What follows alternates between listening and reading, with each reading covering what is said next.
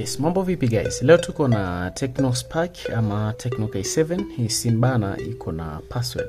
Mwenyewe anasema amelala usiku, amebadilisha password, by then ameamka asubuhi hakumbuki. So, kupitia video hii inakwenda kukuonyesha namna gani anavyoweza ku bypass hii password ama kuweza kurestore hii simu. Hakikisha kwamba video hii ni kwa ajili ya mafunzo tu, sio kwa ajili ya kuchochea wizi wa simu za watu na vitu vingine. Hii ni kwa ajili ya mafunzo.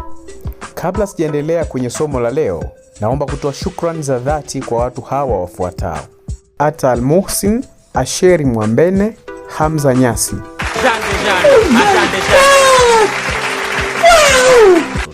So cha msingi natakiwa kwenda kuzima. Mimi natumia hiki kipini kwenye hii button kwa sababu power button yake hakuna.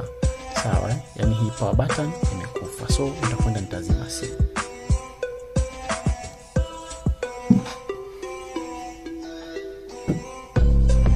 So, kisha zima, utakwenda kuhold kwenye volume up button ama button ya kuongeza sauti na button ya kuwashia. So, nitazishika kwa pamoja. Ukishaona maandishi yanakuja Tecno, unaachia hii ya kuwashia, unashikilia ya kuongeza sauti. Direct ita command kuja kwenye hii menu. So, ukishaona hii menu, utatumia keys zifuatazo. Nakuonyeshia hapa juu kwamba use volume up and down. Sawa, hiyo hapo kwa ajili ya move and power. Lakini power ni kwa ajili ya okay. So nikishuka chini hivi, nikibonyeza volume down na shuka chini. Nikibonyeza volume up naenda juu. So mimi nakwenda kubonyeza volume down, nije hapa juu hapa kwenye sehemu imeandikwa wave data.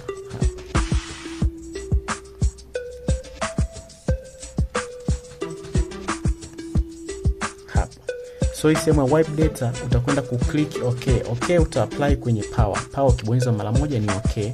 By then unashuka tena mpaka hii sehemu ya hapa chini. Hii ambayo imeandika yes delete all user data. Utakwenda utabonyeza tena button ya kuwashia. Mpaka hapo simu itakuwa ina wipe data zote kwenda kuanza upya. So utakwenda kubonyeza button ya hapo ya okay hapa juu kwenye ku start au ku reboot system ili simu iweze kuwaka.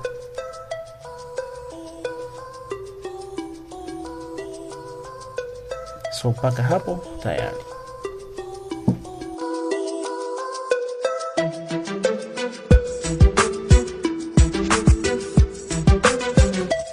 So simu yetu imewaka kama hivi. So tuende kazi.